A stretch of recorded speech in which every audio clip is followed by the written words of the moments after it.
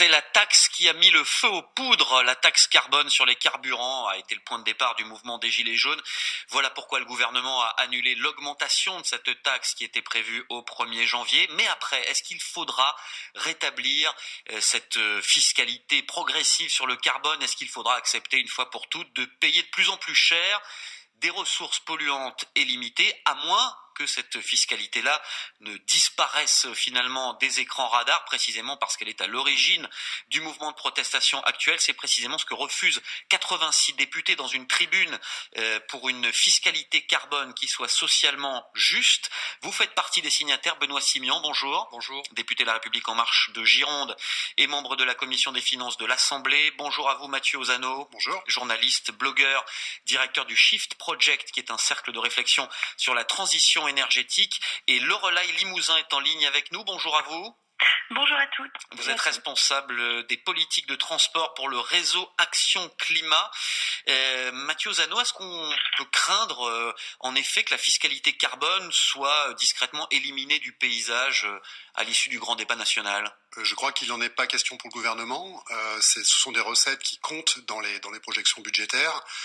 Il ne faut pas oublier que cette composante carbone, elle n'a jamais disparu. C'est son augmentation qui a été ajournée, en tout cas.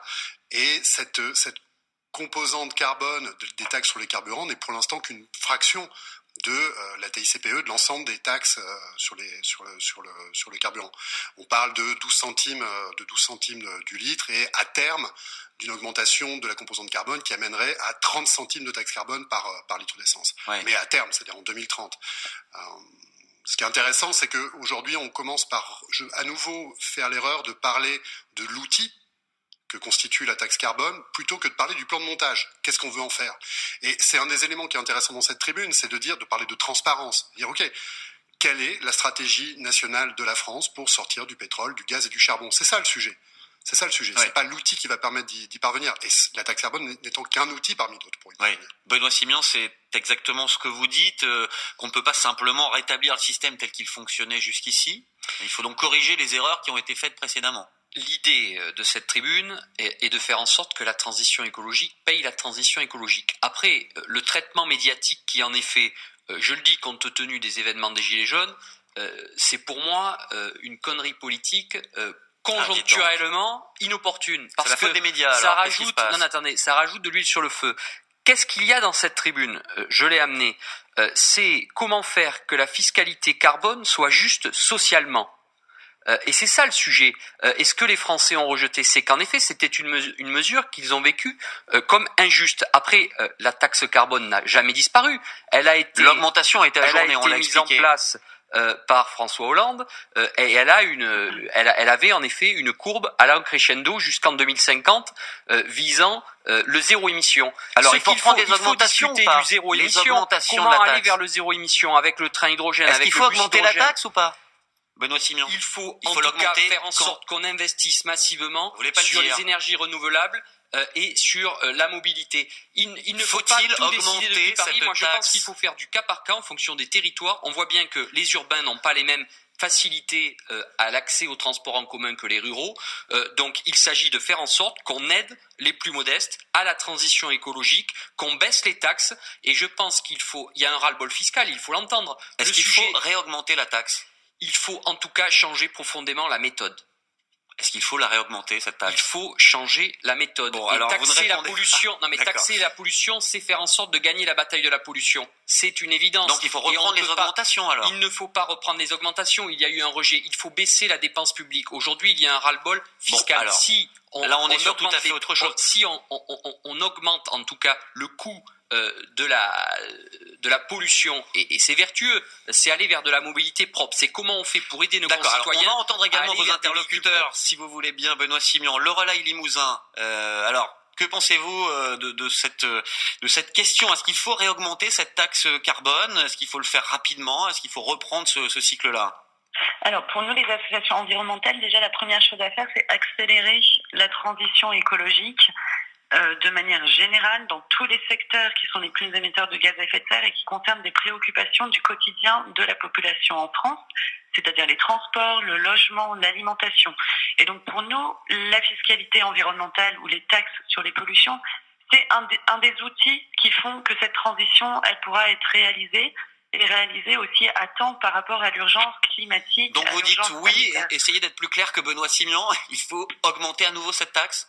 Donc c'est l'augmentation des taxes sur les pollutions, elle est nécessaire, mais elle doit être faite, autrement. Et donc c'est pour ça que nous aussi on est en train de renouveler nos propositions pour vraiment mettre l'accent sur le besoin d'une part de compensation pour au moins la moitié de la population française.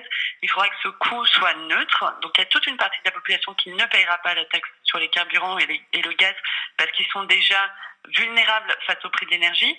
Mais par contre, tout le reste des recettes devra être redistribué dans des investissements dans la transition écologique qui doivent être de toute façon en augmentation.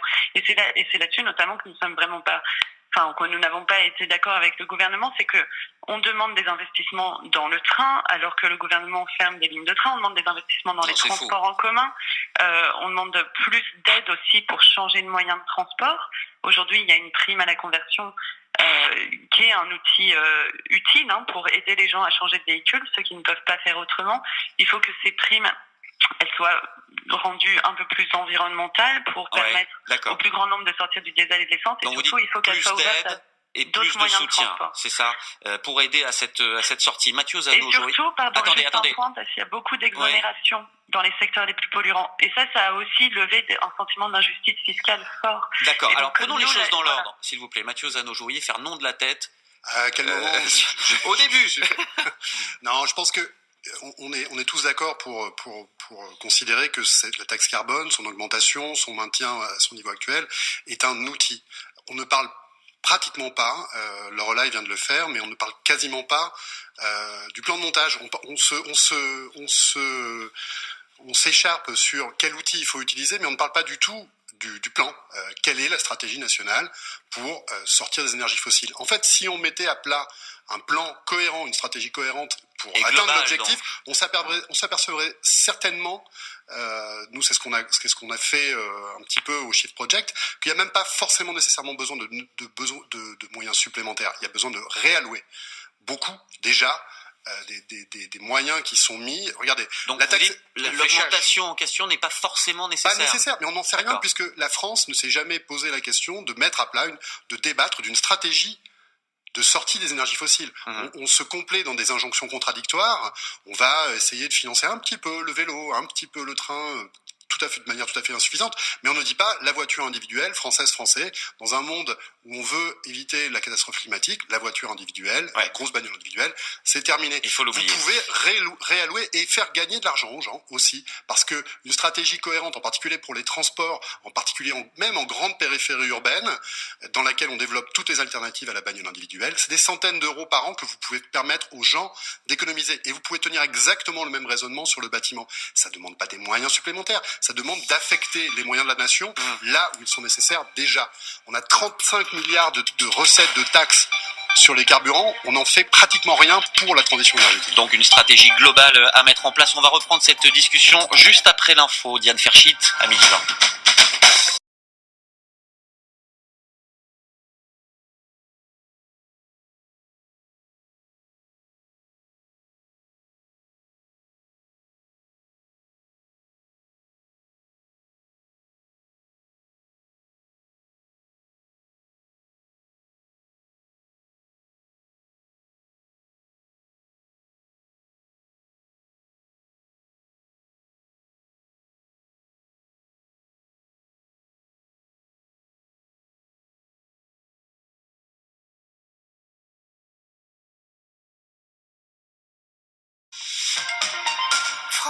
La taxe carbone sur les carburants a été le point de départ du mouvement des Gilets jaunes.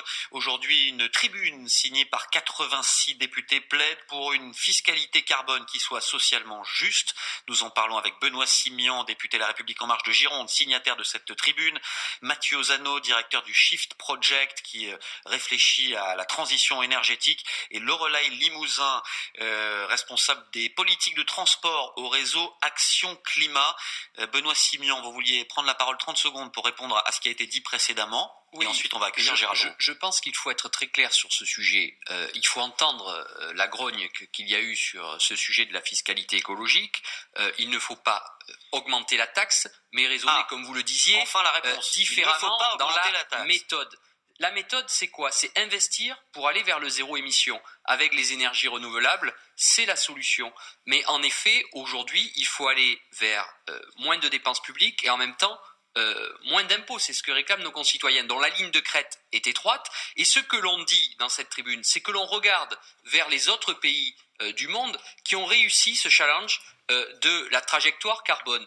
Et en effet, il y a des cas en Colombie-Britannique, en Indonésie, où on voit que le transport paie le transport. Et moi, c'est ce que j'avais écrit dans le rapport auquel j'ai participé avec Barbara Pompili et Philippe Duron, où on affectait une partie de la taxe carbone vers le financement des infrastructures routières et ferroviaires. Pour que les choses soient lisibles, tout simplement. Alors, vous parlez de ce qui se fait à l'international, transition parfaite pour accueillir Gérald Roux. Bonjour Gérald. Bonjour. C'est comment ailleurs la fiscalité verte, c'est comment au Danemark, puisque c'est le pays dans lequel la part des taxes écologiques est la plus forte de l'OCDE. Oui, au Danemark, les taxes vertes représentent plus de 4% du PIB. En France, c'est 2 fois moins. Les taxes vertes existent depuis longtemps dans ce petit pays de 5 700 000 habitants. Elles existent depuis quand ? Depuis le début du XXe siècle, quand les Danois ont d'abord décidé de taxer massivement les voitures, entre 100 et 180% de la valeur du véhicule, ce qui signifie que quand vous achetez une voiture dans ce pays, vous la payez au moins 2 fois, une fois pour sa valeur commerciale et au moins une fois pour l'État. Conséquence, cette taxe à l'immatriculation permet de faire entrer énormément d'argent dans la catégorie transport de ces taxes vertes. Oui, ça ne s'arrête pas là. Non, dans la catégorie transport toujours, il existe aussi une taxe verte en fonction de la voracité du moteur. Plus la consommation de carburant est forte dans les spécificités de votre véhicule, plus vous payez. Ensuite, vous avez des taxes vertes sur les carburants et une taxe sur l'utilisation des routes pour les camions de plus de 12 tonnes. C'est l'écotaxe que la France n'avait pas instaurée. Et la taxe carbone alors ? Elle a été instaurée dès 1992 au Danemark contre 2014 en France. Il existe aussi là-bas une taxe méthane pour les centrales électriques au gaz. Le Danemark est également l'un des rares pays à taxer les fluides frigorigènes qu'on trouve dans les frigos.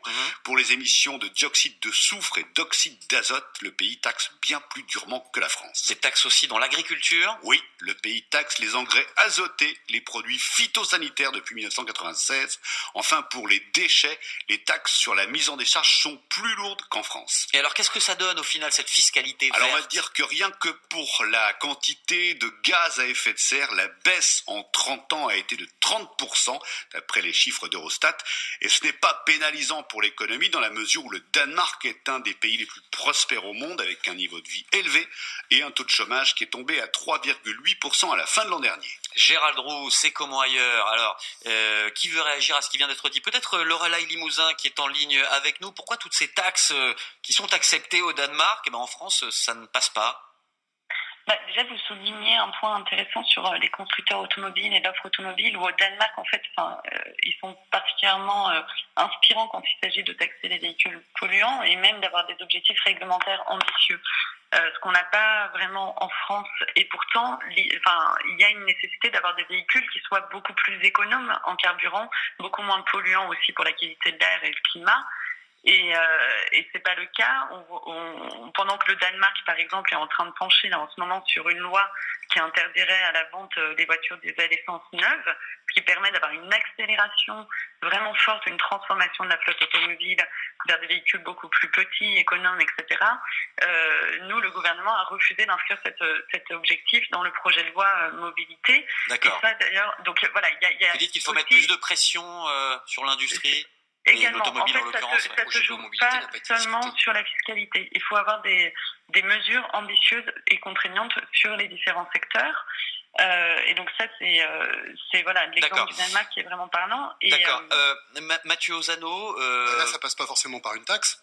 Ouais. On peut très bien décider, comme se propose manifestement de le faire d'autres pays que le Danemark d'ailleurs, d'interdire les voitures les plus voraces en carburant. C'est juste incompatible avec un petit bout de texte qu'on a signé, que tous les pays de la planète ont signé, qui s'appelle l'accord de Paris. Ça ne coûterait rien à personne, ça donnerait un signal absolument clair aux industriels. Mais pourquoi un pays comme le Danemark parvient à mettre en place de tels systèmes ? Beaucoup de taxes, on l'a vu, En France, on n'y arrive pas. Oui, alors la situation est quand même très différente. Le Danemark, c'est un niveau de vie différent, c'est un plus petit pays. Oui. Après, les émissions de CO2 par habitant du Danemark n'ont rien d'exemplaire. Il y a beaucoup encore d'électricité qui est générée à partir de carburants d'énergie fossile au Danemark, faut le dire. C'est pas qu'un cas exemplaire. D'accord. La France, on a une variété de territoires beaucoup plus grande. Après, ce qui est intéressant, c'est que la solution est identique. En particulier pour les transports, on peut tout à fait imaginer des systèmes de transport où la voiture n'est plus l'alpha et l'oméga, et où les gens continuent à pouvoir se déplacer, et en ayant des budgets plus faible. D'accord. On est obligé de s'arrêter là. Il n'y a pas forcément besoin de taxes pour ça. On a bien compris. Merci beaucoup à tous les trois, Mathieu Ozano, Benoît Simian et Lorelai Limousin, qui étaient en ligne avec nous ce midi.